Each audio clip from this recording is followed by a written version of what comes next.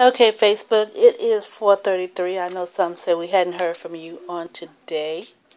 Uh, you notice you may hear a lot of noise in the background because I'm in the motel room, and I got a new neighbor, and I think she's Jamaican, and she's very friendly, so she sits outside and she speaks to the man next door, and it's very distracting at times. You know, if we can talk, and I know they didn't encourage me. At first, I didn't even hear them, so they're not encouraging me to get up and make a video. But I am still lying on my back, and I just felt a need to talk today. And someone said we hadn't heard from you all day. I have so many beautiful pictures on the wall. I said, okay, I don't want to see. Isn't that rude? It's almost like we live in the projects, right? I mean, I got up. I didn't hear them at first, and I got up and I grabbed the camera. But I think that's one of the rudest things. I understand that we're not in apartments, first of all. And the walls here, the motels are not meant to be apartments. And they're not made, but there's not enough privacy. I didn't say anything, but the other day, I don't think it's the gay guy because I got a new neighbor, but there was some knocking against the wall too. So you have those things in a motel. You know, that's what people feel the most intimate. And him and this lady, they always out there talking. He's a white man and she's black. But he has an accent, so I don't think he's American. And she really doesn't sound American either. She sounds like she has like a Jamaican twist or something.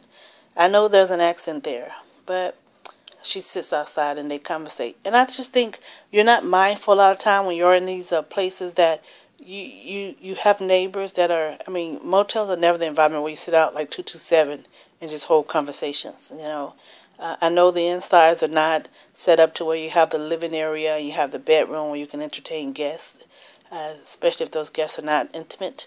But you do have to be very careful and mindful of people when you're in motels. Yesterday, we had two little kids, and they were having so much fun. They would come knock on our window and run. And I said, well, that's not, you know, I'm not going to go tell the manager about that, although it's irritating. So I went and knocked on the door, and the room looked like they'd been there for years.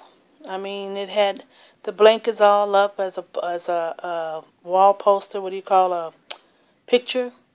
And they have a big old blanket against the wall, like we used to have back in the days. The big lion. I used to have those too. And they would come and they would knock on the window and they would run. And so I just went and told their parents, "Oh wow, you know, that's just this motel." And you know, but adults should be very mindful, especially conversations held. They should keep it down to, and sometimes the housekeepers are louder than anybody. They're just terrible. These black girls, they stand right here and they get to talking personal business. You know about clubs, you know about fights, you just know about everything that's going on. And then sometimes we get what we pay for. Now I might think 200, you know, paying $200 some a week is a lot, but they may not think it's a lot. You know, well, who knows? But the service, you know. You got to look at where you're at. They told me Gwinnett is the best side of town you can live on. Yeah, and so, I don't know. But I didn't start this recording to talk about what's going on in the motel. I actually felt the need to talk about, I say travel, Jamaica. Oh, but I did want to share this while I have you. If the video comes down the wall. What do you think about kids? Was it kids? Plots? From my understanding, I didn't think much. I used to think that when a person dies, their body is gone into the grave and their soul goes to heaven. So I used to think it was irrelevant or crazy to go down to the cemetery and keep, it was tradition to go down to the cemetery and keep looking over a plot. And I said, oh, that's so selfish, you know, when you have kids. I used to always say that on the radio. And now I think about it, I say, you know, my kids sit up here and say, oh, when we die, she's not going to come see us. We got a brother and sister there. But I sat up here today and I thought about my grandmother's grave and rumors that was out. I don't know how true these rumors are. Things are dying so to where I actually start ignoring stuff that happened back then. It happened, and you want to move forward. Although we have yet to hear anything about what's going on, the repercussions of what they've done. you tend to want to just move on. You know, you have people out there. I've been told so much. I got a phone call this morning out of the blue. I didn't know who the lady was, and I couldn't believe she was who she was because there's so much going on. I just talked to her. You know how you tiptoe through a conversation? I barely gave her, you know, I gave her what I wanted her to hear. You know, I didn't give her anything personal because folks will do that. I'm going through so much to be sitting here on the phone and speaking with a stranger that I've never spoken to before just because she said she was from where she was from.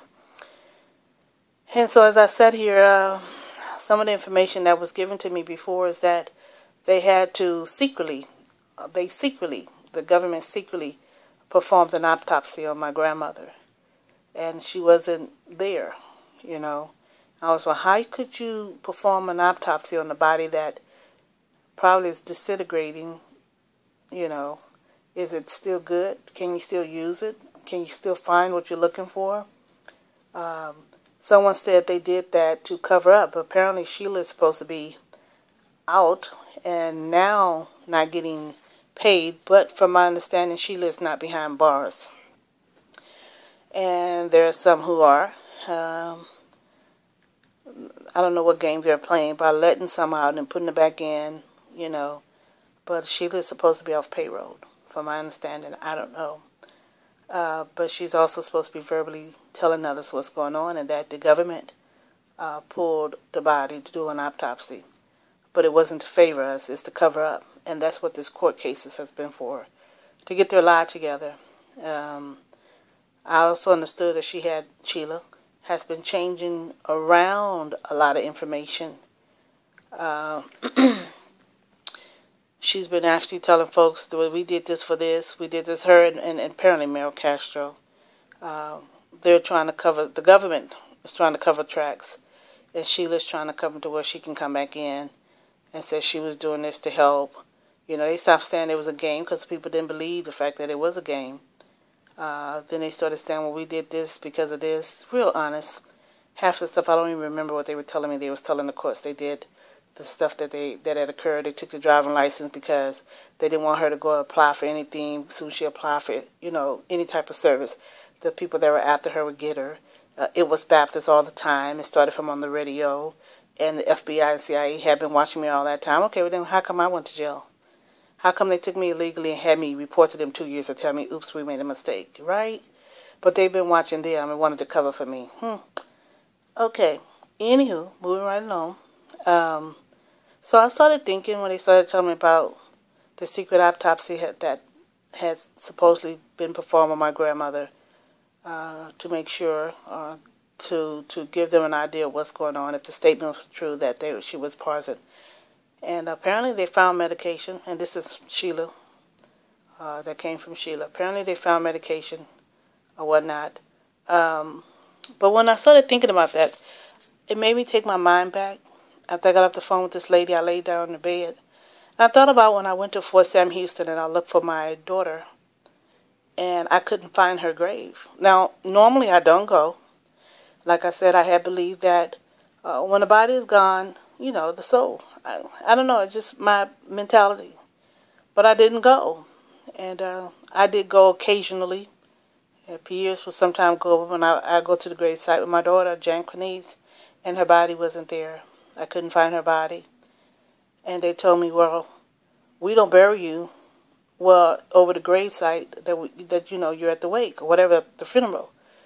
But we had visited the plot before. He said, well, sometimes we move bodies around. That's how the military does it. I didn't understand that because my daughter's body is right on that street, not the entrance, not the main street, the entrance, but the street that goes into Fort Sam, the little side road.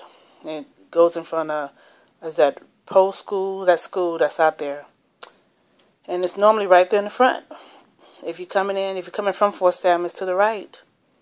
And we went there, I was thinking about the first 4 rows, you see my daughter. And she wasn't there.